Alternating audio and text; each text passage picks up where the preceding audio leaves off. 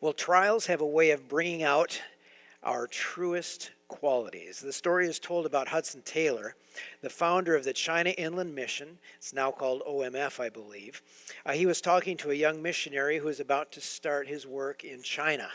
And Taylor was talking about some of the hardships you go through in ministry. And he took a glass of water. This is not an open glass of water, but he took an open glass of water or a cup and set it on a table in front of him. And he took his fist and he banged on the table, just wham, wham, wham. And the cup was bouncing all over the place, and the water's flopping out of it back and forth. And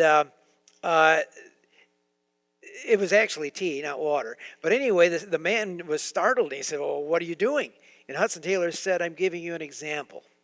When you begin your ministry, you are going to be buffeted in numerous ways. And the trials will be like blows. You remember this: trials will only bring out of you what is already in you." Wow, that's a powerful statement. Trials will only bring out of you what is in you. And you see it in life when people go through hardships. Sometimes then you see what's truly inside of them. There is no one more clearly seen than Jesus' character in trial and crucifixion. As he heads toward the cross, this is a time when he is crushed. And as he is being crushed, his glory shines in a marvelous, remarkable way. He had spoken of the cross as the hour in which he would be glorified. We don't think of the cross, the shameful, brutal, degrading cross, as a place where anybody would be glorified. But Jesus is. Kind of like a rose. You crush it, the fragrance comes forth. Well, we are in a series on the passion and resurrection of Christ in the Gospel of John. And we come to Jesus' hearing before a powerful Jewish leader named Annas. And we'll learn more about him even as we go through this study. But what we are called to do, I think, in this passage is this: marvel at Jesus' unflinching courage in contrast with Peter's cowardice. Marvel at Jesus' unflinching courage. Now, John emphasizes Jesus' glory here by contrasting him with Peter. John uses what's called interplay between the two figures of Peter and Jesus. And it's kind of like a good movie or a good book. Sometimes you'll jump back and forth between two key individuals in the story. And the contrast between Peter and Jesus are striking. Both of them are facing intimidating situations. They are both alone, largely, surrounded by the people who hate Jesus. Jesus, in this context, is at his absolute best. Peter is at his absolute worst. Jesus is being interrogated by a powerful, powerful leader. Peter, on the other hand, is questioned by a servant girl. What happens? Jesus stands up to his questioners. He denies nothing. Peter cowers before his questioners. He denies everything. Those are the words of Don Carson, that last statement. This passage, I believe, is not intended to make us look down on Peter. But as we see Peter, look at ourselves. That's the whole point. Look at yourself. Peter is a living example of what we are. Jesus is the one who's on another level. In our own strength, we would be just like Peter, and we need Jesus' help and strength. Now, the background of this, if you were to read Matthew, Mark, Luke, John, the accounts of the different trials of Jesus, it gets confusing because at this point he's in front of the Sanhedrin, or he's in front of Caiaphas or Annas, and then he's in front of Pilate, and all of a sudden he's in front of Herod, and then he's in front of Pilate. You're thinking, what's going on? What was this trial consisting of? Well, the Jewish leaders wanted Jesus to be crucified. That was their whole plan, but they didn't have authority to pull it off. They couldn't carry it out. So they had to find a charge serious enough to get the Romans to crucify him. So the only charge that they could find that would work would be basically that Jesus is presenting himself as a king. Therefore, he's a threat to Rome. Therefore, crucify him. So how did the trial work? There were two trials, and this is a way you can just get your hand around it, your mind around it. The true trials of Jesus. The first is a Jewish trial. That happened, and a Roman trial was the second one. The Jewish trial happened throughout the night. So this is Thursday night, if our chronology is right, if he died on Good Friday. So it's happening through the night, this Jewish trial. The Roman trial happens first thing Friday morning. Jesus is on the cross, 9 o'clock Friday. So things happen very quickly once they get started. Now the Jewish trial, if you look at that, there were basically 3 meetings, 3 hearings. The first was an examination by a man named Annas. He is the one who had the power in the Jewish circles, in the Jewish government. He had the greatest power. He interviews him first. Then he meets before a man named Caiaphas and the larger Sanhedrin. That's a group of 70, a body of 70 Jews that were the ruling body for the Jewish people. And the whole point here is in the middle of the night, they're trying to come up with some kind of a charge. So that's what it is.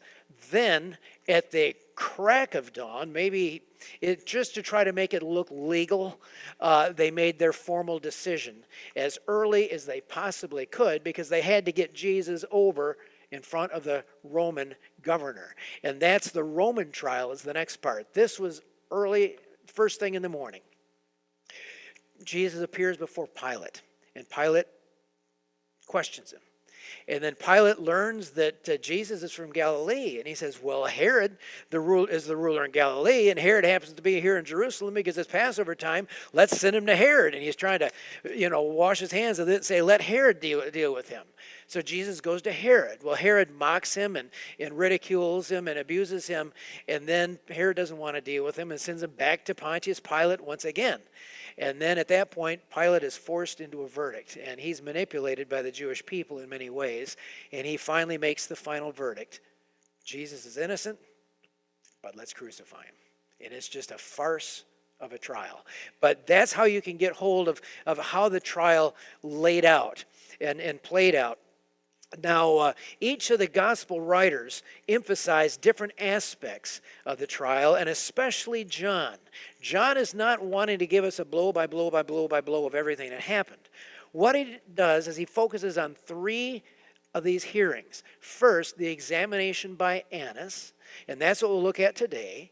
Then he jumps to the interview before Pilate, and then he jumps down to the last interview before Pilate. And so those are the 3 scenes that John is going to emphasize, and we'll see those in due time. But this morning, we'll look at the examination by Annas. This is a tough passage to outline, this part before Annas, because it's 4 different acts in this drama. And you go from Jesus, Jesus to Peter to Jesus to Peter. And you're bouncing back and forth and back and forth. And I'm looking at that thinking, what is John getting at here? As I looked at it, I realized the first 2 acts, Jesus and Peter, could be combined under the heading, basically, of Jesus' faithfulness. And the second 2 could be combined under the idea of Jesus' truthfulness. And so that's the way we're going to approach it this morning. First, we see Jesus' courage on display in contrast with Peter. And the first thing we see is his commitment. If you look at verse 11, in fact, let me read this passage and then we'll work our way through it. Verse 11 of chapter 18 of John. So John 18:11. So Jesus said to Peter, and this is right after Peter pulls out his sword, cuts off the ear of the servant of the high priest. It's important. It'll be important in just a minute, too. Jesus says to Peter, put your sword back into its sheath. Shall I not drink the cup that the Father has given me? This is God's will for me. This is the Father's will for me. Shall I not do his will? And then verse 12, so the band of soldiers and their captain and the officers of the Jews, they arrested Jesus and bound him. First, they led him to Annas, for he was the father-in-law of Caiaphas, who was the high priest that year. It was Caiaphas who had advised the Jews that it would be expedient that one man should die for the people. Now let's stop at that point with our reading. Jesus' commitment is seen, first of all, in his resolve. He is going to do the Father's will, as he said back in verse 11. And we saw last time back in chapter 12, verse 27, Jesus said, "Now my heart is troubled. But what shall I say? Father, save me from this hour? No, it was for this very reason I came to this hour. Father, glorify your name." So Jesus is committed. He's underlined and emphasized and embraced that commitment through his prayer in the Garden of Gethsemane as well. And when Peter begins to fight, Jesus rebukes Peter, points him right back to the plan. And then when they come to arrest him, notice they bind him and then lead him off. So they arrest Jesus, they bind him, and lead him away. Now, who are these religious leaders? You know that the priesthood is in trouble when you read the end of verse 13. Caiaphas was the high priest that year. Do you remember anything about the high priesthood in the Old Testament? It was appointed for how long? Life, right? It was a lifetime appointment. So already you're thinking, what is going on? And then you get down to verse 24, because it looks like Annas is the high priest here. But then you get to verse 24, Annas then sent him bound to Caiaphas, who's the high priest. And you're thinking, how many high priests are there? What is going on? We must understand a few things about the high priesthood at this time. The high priest was the one who directed all of the affairs surrounding the temple, the worship for the people of Israel. And after Israel fell under the control of foreign nations, they didn't have any more kings, right? And so the high priest became the highest, the most powerful position for the Jews. And the Romans, they allowed people to have a certain amount of autonomy in their native lands. And so they gave the people of Israel a certain amount of self-rule. And the high priest had the highest position. And so he presided over the Sanhedrin. The Sanhedrin was a group of 70 men that was the ruling body of the Jews. So the high priest he presides over 70 people who are in this group of Sanhedrin. And Jesus will appear before this ruling body. Now, Annas himself, he may have had the legitimate right to be high priest. He might have been, we're not sure, but he might have been directly descended from the bloodline of Aaron. That is who the high priest was to be. And directly from Aaron himself. But he was the high priest for about 10 years, from AD 6 to AD 15. And then he was pressured by the Romans to step out of office because the Romans wanted a high priest they could manipulate. And Annas was a powerful guy, not open to manipulation. He couldn't be used that way. And so they began appointing high priests. And a series of high priests were appointed by the Romans. Now, the main requirement, if you wanted to be a high priest, you had to have a lot of money. I mean, that was one of the biggest things. The other thing, you had to be willing to please the Roman government, and so compromise. So there's a lot of corruption, there's a lot of bribery, a lot of intrigue in the whole high priest position.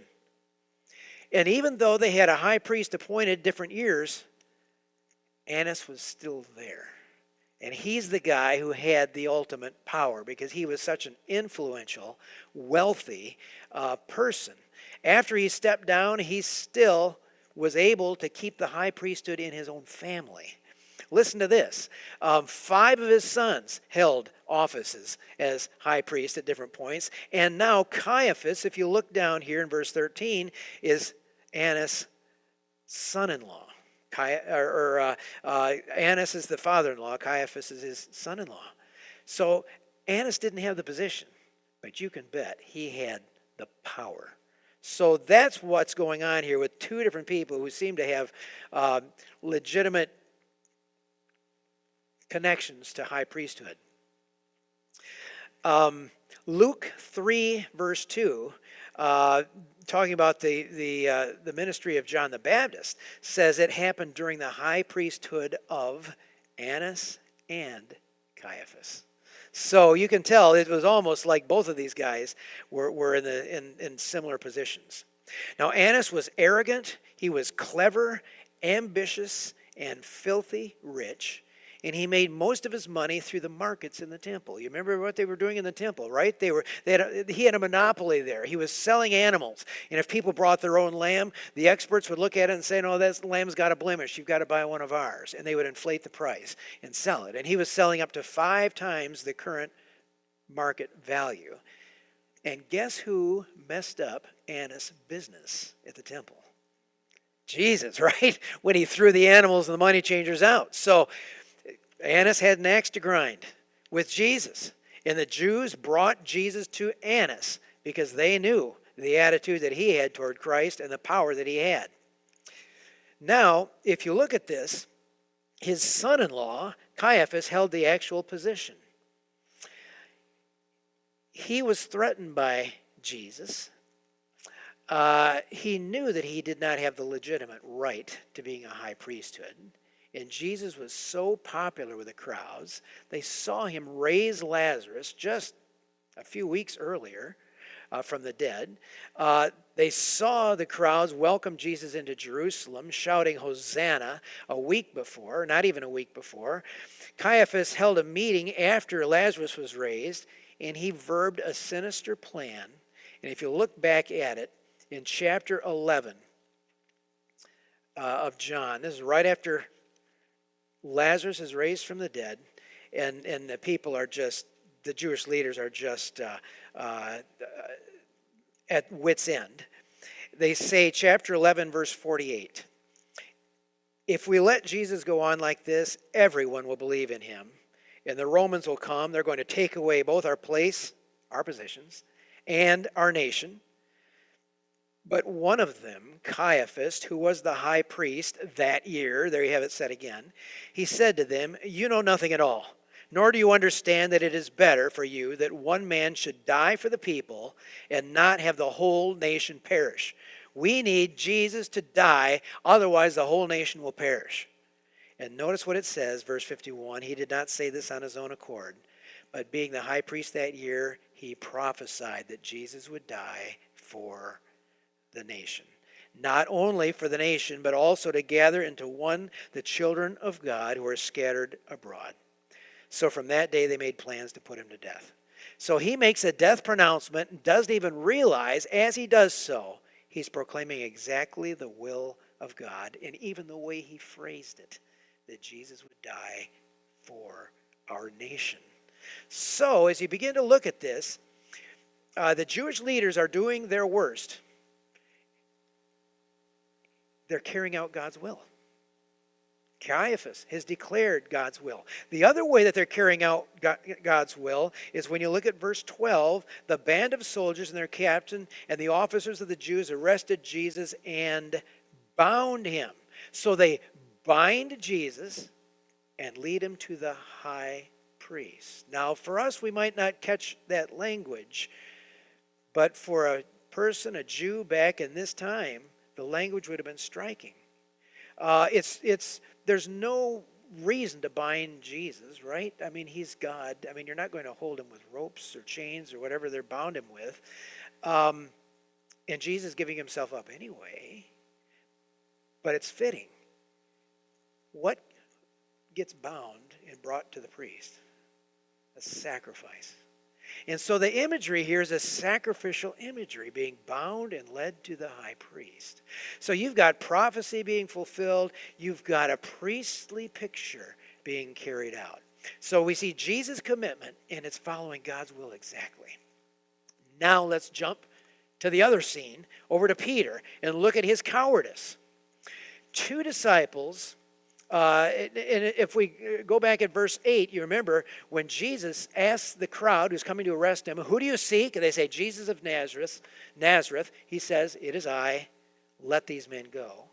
And he's protecting his disciples. Get out of here, men. This is not your time. This is my time. Leave. And whether Jesus wanted them to be there is debatable. I get the feeling they were not to follow him. But they did. So 2 disciples followed, Simon and John. And let me read in verse 15. Simon Peter followed Jesus. Now you can understand that, right? He loves Jesus. He's curious what is going to happen. I just didn't see this coming. And so he's following Jesus. Maybe he can help him. Also, another disciple. That is John, the one who wrote this book, the Apostle John. Since that disciple, John, was known to the high priest, he entered with Jesus into the courtyard of the high priest. So somehow John's family must have known the high priest, Caiaphas. Possibly because John was a fisherman from Galilee. Maybe they supplied fish to Annas and Caiaphas. But anyway, he knew them, and so they let him right into the courtyard. Peter, though, stood outside at the door. So the other disciple, John, who was known to the high priest, went out and he spoke to the servant girl who kept watch at the door and brought Peter inside. The servant girl at the door said to Peter, "You are not also one of this man's disciples, are you?" And he said, "I'm not." Now the servants and officers had made a charcoal fire because it was cold, and they were standing and warming themselves, and Peter also was with them, standing and warming himself right there. So they come. The band of leaders, the band of arresters, they lead Jesus into the court of the high priest. This is not the official trial yet that's going to happen in the temple area. This is probably at Annas' house. Now, if you've ever been to Jerusalem, I don't know if you've had a chance to I think it's called the Wool Archaeological Museum. When the Jewish quarter of Jerusalem was knocked down in the fighting in 1967, they had to rebuild it. As they began to dig, they began to realize they were on incredible archaeological remains. And it was some of the remains of some of these houses, the wealthy Jewish section of Jerusalem.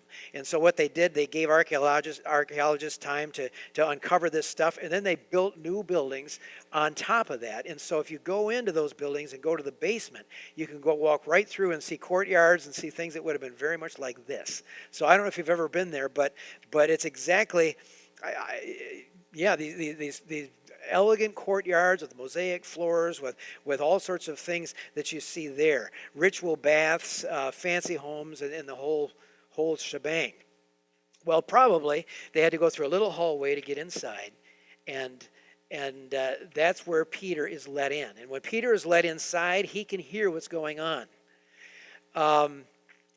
He's fearful. He's struggling. And it seems at this point, Peter is wrong when he acts. When he pulls out his sword to fight in the Garden of Gethsemane. He's wrong when he cowers here. And he's trying to defend Jesus, but he's just really in over his head. And he's also in the wrong place. He's surrounded with people who hate Jesus. And in the middle of all of this, he's on guard. His heart's beating hard, and he's looking, wondering what's going to happen. And he's surprised by this servant girl at the door. And her question is phrased negatively, and I assume sarcastically. "You're not one of his disciples too, are you?" And he's just caught off guard. And before he knows what happens, the words come out. "No, I'm not."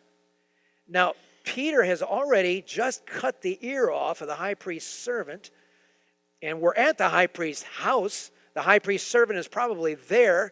Peter comes in. He's looking around thinking, do they know who I am or not? I mean, it's a tough environment. And he probably said it very quickly. But once he says no, it starts a chain of lies. And it gets worse and worse. So, Jesus' courage against Peter's cowardice. Second thing that we see now is Jesus' truthfulness. And that is contrasted with Peter once again. And this is verses 19 to 27. Let me read this passage. Verse 19. The high priest then questioned Jesus about his disciples and his teaching. Jesus answered him, "I have spoken openly to the world. I have always taught in synagogues and in the temple where all the Jews come together. I have said nothing in secret. Why do you ask me? Ask those who have heard me what I said to them. They know what I said." When he said these things, one of the officers standing by struck Jesus with his hand, saying, "Is that how you answer the high priest?" Jesus answered him, "If what I said is wrong, bear witness about the wrong. But if what I said is right, why did you strike me?" Annas then sent him bound to Caiaphas, the high priest. So this whole hearing is a farce. It's a mockery of justice. It's an interrogation. They're meeting at nighttime in secret. It's already illegal. Now Annas could rationalize, this isn't technically a trial. This is just questioning him, The trial is going to happen in the morning. That will be legal. We're just taking care of some business so that the trial will run smoothly once morning arrives.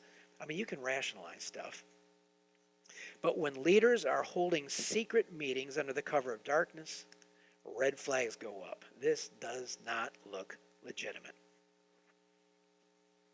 Notice what he questions Jesus about.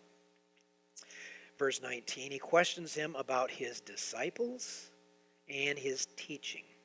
There's no charge here. They're trying to drag information out of him. How about your disciples? How many do you have? Who are your key leaders? Would you mind giving us their names? Are you planning a revolution of some kind? What are you planning? And remember, Jesus is committed to protecting his disciples. He said it back in chapter 17, verse 12, when he prayed to the Father, those you've given me, I've not lost any. Or John chapter 18, when he says, let these men go. They also question him about his teaching. Okay, Jesus, what are you saying? What are you telling people? What are you telling them privately that we don't know about? Are you planning a revolt of some kind? And who do you claim to be? Who are you telling them that you are? Are you claiming to be the promised Messiah? Or even more than that? Now, Jesus does not do what we might be tempted to do. Give a summary. Okay, listen, this is what I've been teaching. He doesn't do that. He doesn't repeat the Sermon on the Mount for them. These leaders, like Annas, have heard the truth. They heard it first from John the Baptist. Now they've heard it after that from Jesus. They've heard all about Jesus' miracles. They've heard him preaching at the temple the last few days, and they've rejected everything. They have already determined that Jesus must die, and now they're just fishing for a charge to get him to say something that they can nail him to the wall with. And Jesus says, I'm not going to play that game. I'm not playing the game. So Jesus doesn't cave into their demands. He simply points out the truth. And he says, I have spoken openly to the world. I have gone all over this country with my message. And everything that I said and did was done publicly. All right? If you want to know what I did, there's witnesses all over the place. And Jesus underlines, I've said nothing in secret. In other words, what I said before the large crowds, it's essentially the very same thing I've been saying before my disciples in private. Now, sometimes Jesus went into a little more detail with his disciples, but usually it was when the disciples asked him questions about what he was teaching to the crowds, and he just explained it a little bit more. He doesn't have two messages.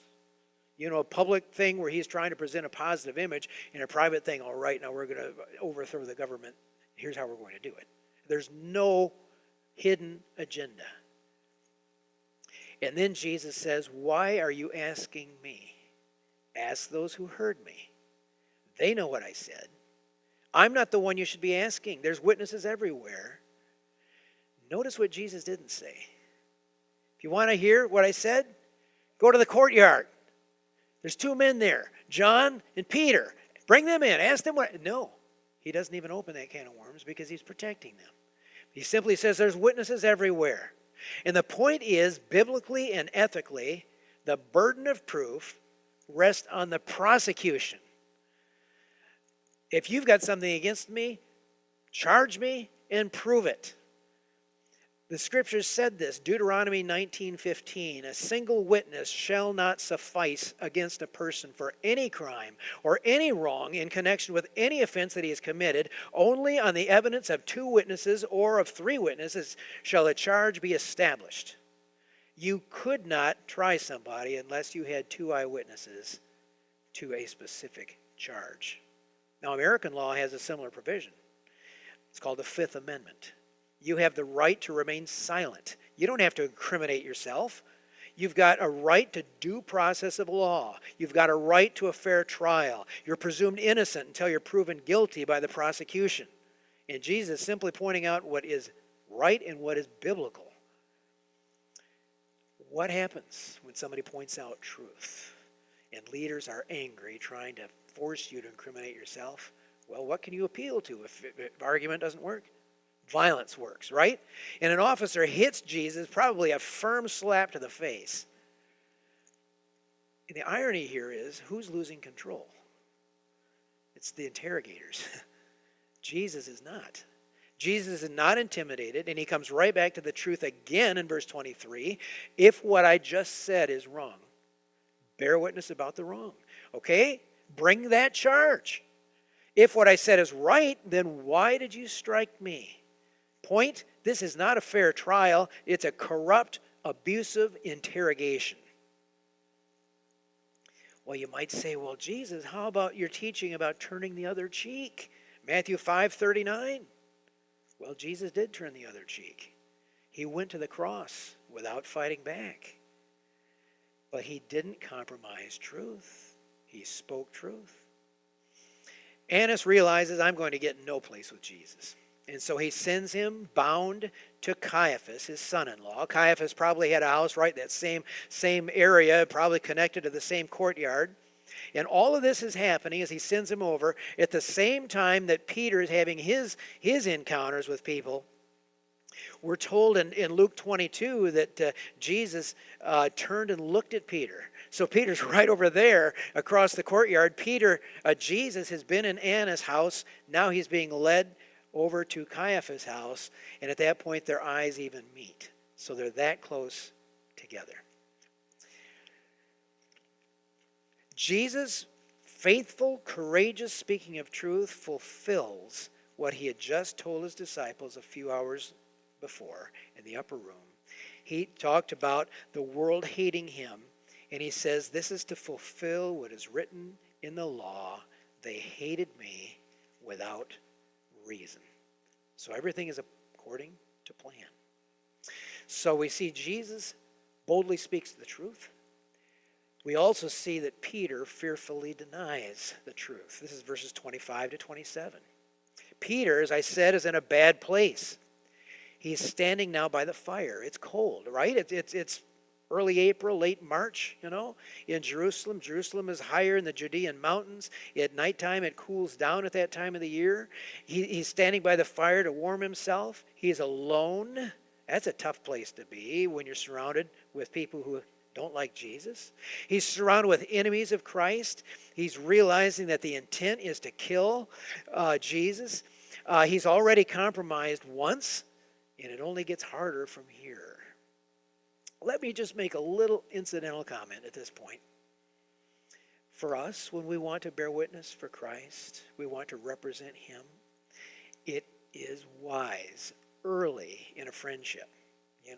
Whether it's at work, whether it's with a neighbor, whatever else, early on, say something about church, something about God, something about Christ, just enough to where they realize, your faith means something to you. Because if you say nothing, and it goes day after week after month, it gets harder and harder and harder to open that door. Just a little application. Come right at the get-go. Let them know something that God means something to you. Christ means something to you. And at least then, they've got a grid to view you through, and you can be a little bit more honest about who you are. It's easier at that point. Well, he's standing by this fire. It says now, so now it's several people. They say to him, you are not also one of his disciples, are you? Again, phrased negatively, almost sarcastically. Who would want to be one of his disciples? Are you really? Are you one of his disciples? Well, Peter, again, no, I'm not. And they begin to look at him more closely. They're standing by the fire. It's still dark, middle of the night. And one looks at his face in the fire and he says, didn't I see you in the garden with him? Now Peter's really starting to sweat bullets. Okay, he tried to fight them in the garden. He injured the high priest's servant. And Peter denies it a third time. Matthew and Mark both say that he resorted to oaths and curses to support his lie. If I'm lying, may God do this to me. And Peter is just making a mess, an absolute mess of the situation.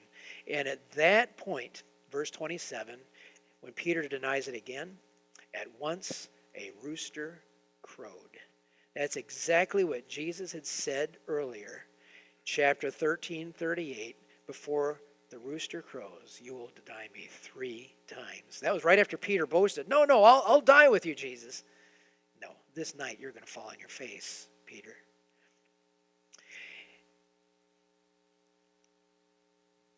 As Peter thought about that, he knew that Jesus knew exactly what happened before it happened.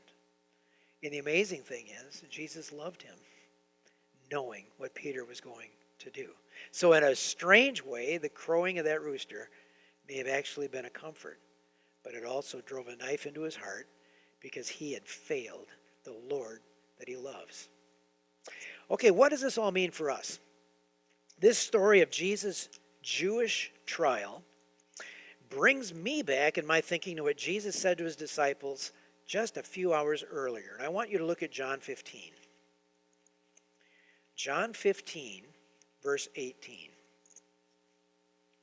Hours before. John 15:18. If the world hates you, know that it has hated me before it hated you. He's preparing them for life on the other side of the cross. So you're going to see some things tonight, Jesus is saying, and you're going to realize how much they hate me. If you experience persecution, realize you're with me. Verse 19, if you were of this world, the world would love you as its own. But because you are not of the world, but I chose you out of the world, therefore the world hates you. Remember the word that I said to you, a servant is not greater than his master. If they persecuted me, they will also persecute you. Get ready. If they kept my word, they will also keep yours. But all these things they will do to you on account of my name, because they do not know him who sent me, the Father. If I had not come and spoken to them, they would not have been guilty of sin. But now they have no excuse for their sin. Whoever hates me hates my Father also. If I had not done among them the works that no one else did, they would not be guilty of sin. But now they have seen and hated both me and my Father. But the word that is written in their law must be fulfilled, that they hated me without cause. Point being this: they hated Jesus. Who represents Jesus now? We do. And so, realize there are people who will hate Jesus. That's part of representing Christ in this fallen world. So, as I think about this, and the fact that we are called to represent Jesus in the world, 3 things in conclusion that I want to point out. First, Jesus is faithful. We see it right here. Jesus is faithful. He was faithful as he stood before Annas, as he stood before these interrogators. And if he was faithful then, he can be trusted now. God's plan is perfectly on schedule. You know, life brings all kinds of surprises, right? That does not mean that everything is going wonderfully. But God's plan on schedule, it means the world is a dark place. Churches can have a lot of darkness in them at all also. But God is working out his perfect plan, and God's will is being done. This is comforting if we love God, right? Because as we live, we're saying, Lord, I don't know what today is going to bring. I don't know what tomorrow is going to bring. But my life is being lived for your glory. Guide me. Help me be faithful, whatever the case, whatever happens. And that's what Romans 8:28 says. We know that all things work together for good for them who love God, those who are called according to his purpose. Do you love God? Are you ready to glorify him? Whatever he allows. Jesus is faithful. Second word that I see here, we are weak. Not only is he faithful, we are weak. And the good news here is that God gives us the privilege of representing him. Bad news? We are sinful and weak, and we struggle in a major way. And this story is not just about Peter, it's about you, it's about me. And we underestimate our weakness, just like Peter did. Peter boasting, if I have to die, I'll lay down my life for you, Lord. And he was serious. He was sincere when he said that. But we don't know how hard it's going to be. But Jesus does know. As I said, he predicted Peter's failure before it happened, and he loves Peter anyway. He washed Peter's feet, which is a picture of his cleansing, provision of the cross. Peter had received Jesus' work in his life. We are weak. Jesus faithful. We are weak. One more point I see here. Jesus forgives, and he empowers those who turn to him to go on in his name. Jesus forgives and empowers his people. Jesus is not finished yet with Peter. There's going to be another charcoal fire. It's going to come up in John chapter 21. Peter is going to be at that fire too. And Peter is going to be restored by Jesus into ministry. And you know what's going to happen? He will become a courageous spokesman. And in just about 50 days, Peter is going to stand on the day of Pentecost in the very same city where he denied him. And he's going to preach one of the great sermons in the history of the church. And as he preaches, 3,000 people are going to be saved. How does God empower us to represent him when we're so weak? Acts 1:8, Jesus said to his disciples, "But you will receive power when the Holy Spirit has come upon you, and you will be my witnesses in Jerusalem, in all Judea, and to the uttermost part of the earth." The Spirit of God. Peter, after the death, burial, resurrection of Christ, Pentecost, he knows a couple things. One, he knows the story now, that Jesus gave his life and that is not the end. He also has received the Spirit of God, and he's received the commission of God to be a witness, and God empowers him. And as I look at this, I ask myself, how would I respond if I was in a difficult interrogation, being forced to either deny Christ or pay some serious penalties? My mind goes to what Jesus said, I think it's in Luke, the latter part of Luke is at 19, where he says, you'll be brought before synagogues, you'll be brought before rulers, he said, when this happens, this is so that you can bear witness of me. And then Jesus says in that same context, I'm paraphrasing it, but in that same context, don't worry ahead of time. What am I going to say? You will be given words in that context. I believe God gives his people what they need when they need it. And so he's faithful. We are weak. And you know what? Even when we fail, God forgives and restores. And so those are some words of comfort we can take from this story of Jesus' trial before Annas. Let's pray. Father, we praise you for the Lord Jesus Christ, for his faithful example, for his devotion to your plan, which saves us. And we praise his name, and we praise you, the one who gave your Son, and we praise the Spirit of God who empowers and enables and who applies the work of Christ to our life. And I pray again that you would be glorified in our lives. We commit ourselves to you. In Jesus' name we pray.